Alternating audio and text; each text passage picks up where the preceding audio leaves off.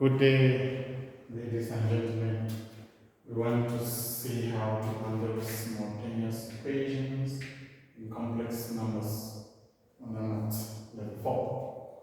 So we're starting with these two simple problems.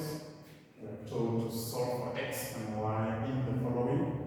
So we've got x minus y plus I into x plus y is equal to 2x minus 2 plus I into y plus 5. So we are starting with a very simple one before we can now go to the complicated ones. So number one, the first thing I will do is you must understand how a complex number is written in the standard form. In the standard form, a complex number is written to be in the format a plus bi. So what I will be doing is that I will take this equation, arrange the left side to be in the form a plus bi, then I'll do the same thing to the right side so that I can then equate the real part and the imaginary part. So starting with number one, I will capture it as x minus y. This part does not contain I, so that's my real part. Then plus x plus y, which is attached to I, that is corresponding to the imaginary part, is equal to 2x minus 2, it has no I, plus y plus 5, which has an I. So it means looking at that equation, it is a simple and straightforward problem because the left side and the right side, they are all written in this format. They don't need too much of simplification to get there. So I can call this one my A1, this will be my B1, this is my A2, and this is my B2.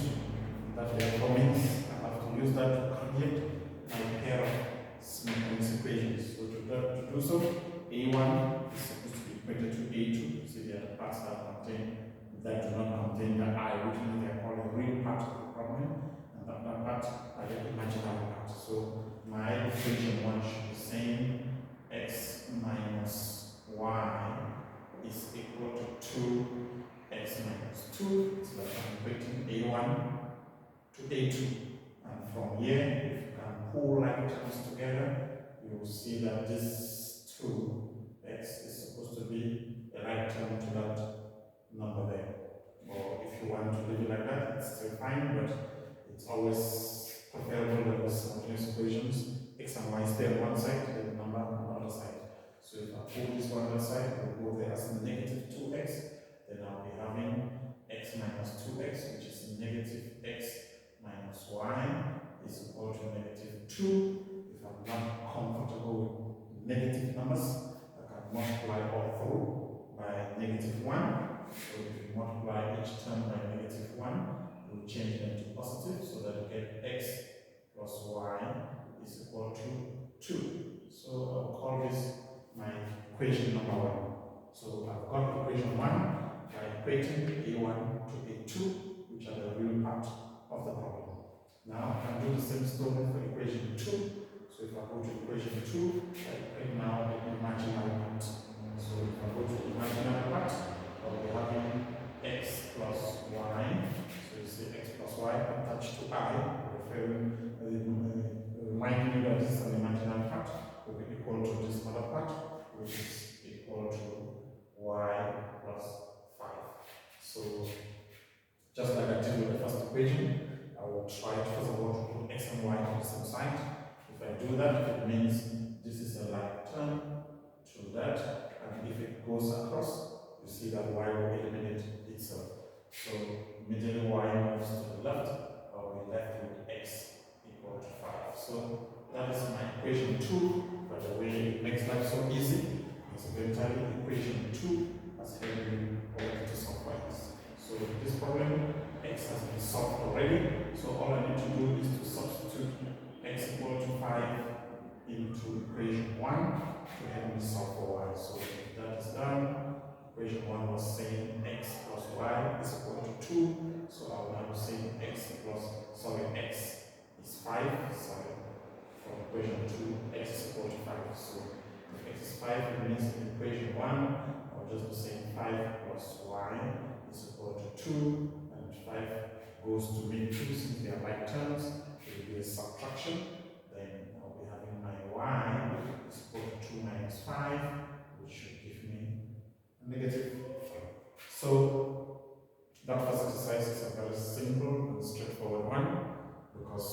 still need to do a lot of work to group their terms together in the format of A plus BI.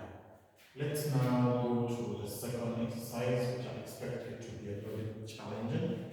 So we've got y I cubed plus x squared plus 2I to the power 5 is equal to yx I to the power 4 minus 20I to the power 8.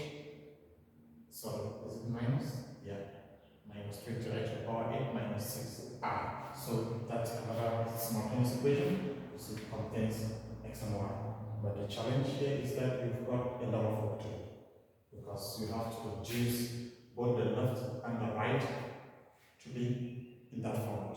So to do that reduction, now the issue here is we've got I whose power is bigger than 1. It's not like the first one where the highest power of I was 1. So we must start by breaking down the powers of I to the level of I to the power 1 or a constant. So if I start with I to the power 3, and the power, the original power or the exponent is an odd number, the way you break it down is first of all to write I, which is representing I to the power 1. Then if you subtract that 1 from there, you will be left with I to the power 2. And we know from our knowledge of complex numbers that each time you see I squared, your number is negative 1. So this leads us to negative I, because this is negative 1 times I, which is negative I. So looking at that problem, I know that will be my negative I. Then we'll follow the same procedure to I to the power 5. Since 5 is an odd number, I will write I first, which is like I to the power 1. So 5 minus 1, I will be left with 4. So I to the power 5 is like I times I to the power 1. Then if your power is even, we expect you to write I squared. Then you take 4, you divide by 2, you see what's left outside. Then I squared is automatically negative 1. So this is I into negative 1 squared, and negative 1 squared is 1. So it means I to the power 5 is the same thing as I. Then the other power is I to the power 4. We've already seen how to break even powers. Each time you see an even power, you just write I squared. You see an odd power, you write I. But if you write I squared, you need to take 4 divided by 2, that gives you the 2 there. So that gives you negative 1 squared, which leads us to 1. Then the last one will be I to the power 8. So I to the power 8 is the same thing as 8. It's some even number. So I'll start with I squared. Then 8 divided by 2 is 4. I squared is negative 1. Definition of imaginary number to the power 4. Negative 1 to the power 4 is 1. The calculator will tell you. So up to so far, I've gone through my problem. I've picked all the powers of either bigger than 1. I've reduced it. So I'll now go and substitute into the problem. So if I go back into my problem, I cube will be negative I. So I'll be having negative yi, since I cube is negative I. Then plus x squared. Then I to the power 5 reduced to I. So this becomes plus 2I. Then I to the power 4 reduced to 1, so this term remains as equal to yx. Then I to the power 8 also reduced to 1, so this is minus 20 minus 6i. So that is how I've managed to reduce my problem to the level of a constant, and a real number, and an imaginary number. So the next thing now will be to go to the left and group them, the real numbers together, the imaginaries together. Do the same thing on the right. So if I go to the left, there are 3 items. There is only one without I, that is x squared. Then plus the 2 that have I will group them together. When I group them together, you can put anyone first. I prefer to put 2 first, followed by negative y. So I've put them in the format of A plus BI. I'll do the same thing to the right. On the right, 2 terms without I, and the real terms, that's xy minus 20, then plus the only imaginary one is negative 6. So if I follow the same technique, it means this is like my A1, B1, A2, B2. I can now create my system of simultaneous equations. So therefore my equation equation 1, we'll be saying x squared is equal to yx minus 20. That's my equation number 1. I've equated the real part on the left to the real part on the right. Then my equation number 2, I do the same thing with the imaginary part. We'll be saying 2 minus y is equal to negative 6. So that is my equation number 2. If I equate the imaginary item on the left to the imaginary item on the right. So with this kind of problem, you have to study the two equations to see which one is easier to solve. So the easier one will be the one with only one variable. So that is obviously the second equation. So if I have to solve the second equation, I'll just have to pull like terms together. You see y will be moving away because it's not a like term to 2. Y negative 6 crosses to take its place. So I can say from equation 2, if I do that adjustment, I will have seen 2 plus 6 is equal to y, and that tells me that y is equal to 8. So I've substituted to solve for y, and let's substitute y into equation 1 to solve for x. So if I substitute y equal to 8 into equation 1, it tells me that everywhere there is y there, I should put 8.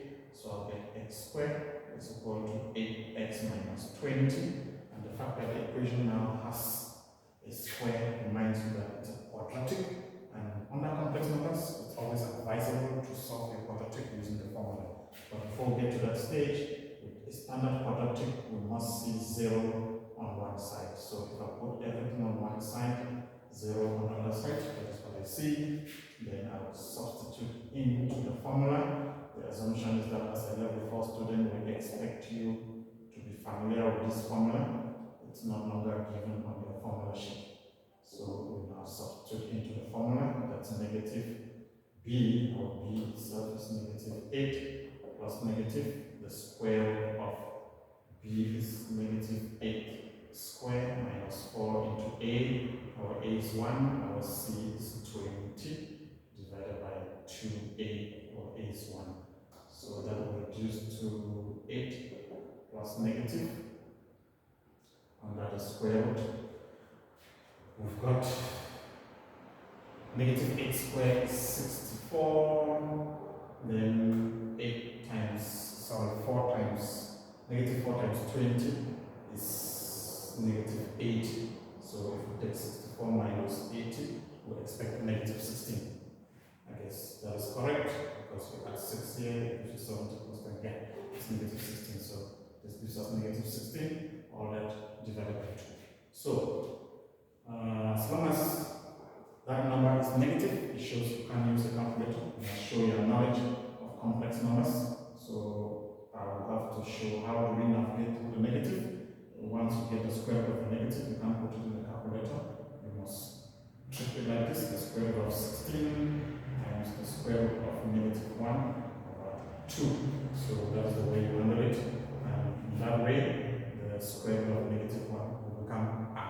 So what we are left with is 8 plus negative, the square root of 16 is 4, the square root of negative 1 is I, divided by 2. So that means you can now write that 8 over 2 plus negative 4 over 2I, and that shows to you that your x is equal to 4 plus negative 2I.